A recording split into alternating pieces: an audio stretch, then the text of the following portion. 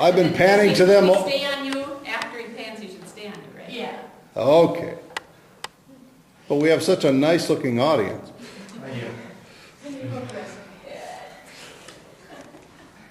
All right, Brittany. Okay. Okay. Are you ready? I'm ready.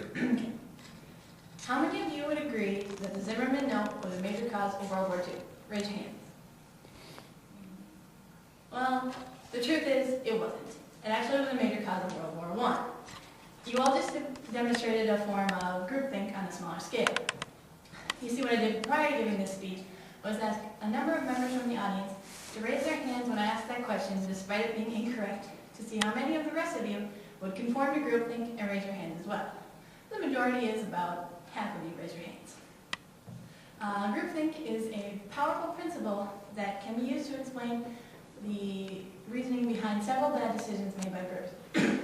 What I'll be doing for you today is defining groupthink, describing the symptoms of groupthink, and suggesting a few ways to avoid it. I'm sure most of you can form a realistic definition of groupthink based on the two root words it consists of, group and think. But what exactly is groupthink for sure? Well, the term was coined by Yale social psychologist Irvin Janis after he became fascinated by the reasoning behind bad group decisions, such as the launching of the Challenger. He introduced the idea to the public through the popular press in 1971, and the idea stuck immediately among business and government leaders who came to use the term to justify any bad decision made by a group. However, Janis emphasizes that not all bad decisions are a result of groupthink, and not all cases of groupthink end up failing. So says the book, A First Look at Communication Theory by N. Griffin. Janis's rather lengthy definition of groupthink, quoted verbatim, is a mode of thinking that people engage in when they are deeply involved in a cohesive in-group, when the member strategies for unanimity override their motivation to realistically appraise alternative courses of action. He also stated that it refers to a deterioration of mental efficiency, reality testing, and moral judgment that results from in-group pressures. Groupthink has several causes, but the biggest factors to cause groupthink are a strong persuasive leader, a high level of group cohesiveness, and pressure from the outside to make an adequate decision. Janis himself was convinced that the decision-seeking tendency of groups, of close-knit groups, can lead them to make inferior decisions. So obviously, groupthink is something you want to avoid. And Janis described 8 key symptoms of groupthink that you can look out for when working in a group.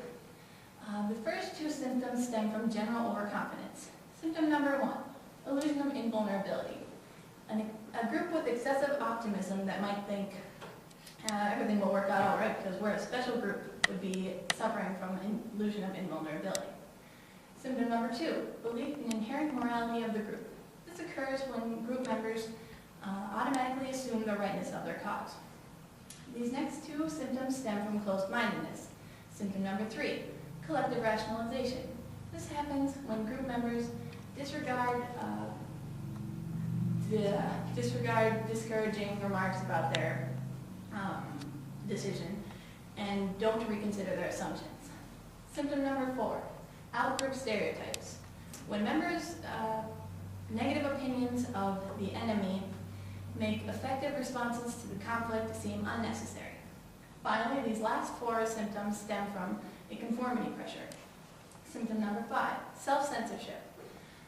This happens when individual members of a group don't voice their concerns or doubts about a decision because they want to stick to the group consensus. Symptom number 6, illusion of unanimity. With this symptom, the majority view or judgment is assumed to be agreed upon unanimously, when often the truth is not all members agree. Symptom number 7, direct pressure of dissenters. This happens when group members are under pressure not to express their arguments to the group's view. And lastly, symptom number 8, self-appointed mind guards. This happens when certain members of the group protect the group and the leader from discouraging remarks that are contradictory to the group's view, decision, and/or cohesiveness. Now here is a diagram of the paths that groups take towards groupthink. I don't know if you can see this well, but box A or whatever says cohesive group, and that's basically there to emphasize the importance of cohesiveness towards groupthink. Parts B1 and B2, the structural faults and provocative context of a group, increase the likelihood of groupthink occurring. And part C, which consists of the entire right-hand side, is the ultimate path that groups take towards groupthink. As you can see, the final step is a poor decision outcome. As a final look at the symptoms of groupthink, I'm going to tell you about an experiment that relates to groupthink. It was called the Ashes Conformity Experiment. Basically what happened was an unknowing subject was seated along a number of other people seated next to last and asked to say which line of 3 lines was similar or was the same as an example line. Here what you see on the slide is basically what the subject would see. Everyone else in the room was an actor who would purposely choose the wrong answer. See, this is similar to the experiment I did at the beginning of this speech. Obviously, the experiment was to see whether or not the individual or the subject would conform to groupthink and agree with the incorrect group consensus despite disagreeing with the choice. According to an article on helping psychology sponsored by RBC University, 75% of subjects conformed to an incorrect answer at least once, and the average subject conformed to 32% of the trials. What this suggests, since the experiment was done in the 50s, is that groupthink has been, is, and probably will always be a prevalent trait of our society. So now that you know how to detect groupthink, here are a few suggestions on how to avoid it. Some suggestions specifically for the group members. Welcome diversity. Rather than only listening to ideas and suggestions of the members of your group, invite people with different experiences and different viewpoints. Also, balance the workload. A pleasant working environment will increase the likelihood of a good formation of good ideas. And finally, some various suggestions are to attend to group meeting problems like exhaustion and to look at competing ideas. Some suggestions for the leaders. First of all, remember to act as a conductor and not as a commander. Don't come off as intimidating because that will easily discourage members from providing new ideas. Also, as a leader, you set the tone, make sure it's a positive one. And finally, allow for members to disagree. Blind agreement will only lead to groupthink. Finally, to make extra sure that your group isn't suffering from groupthink, the second edition of Encyclopedia of Business suggests that you ask yourself these 4 questions. 1, is the logic correct? 2, is the judgment correct? 3, are there any problems remaining?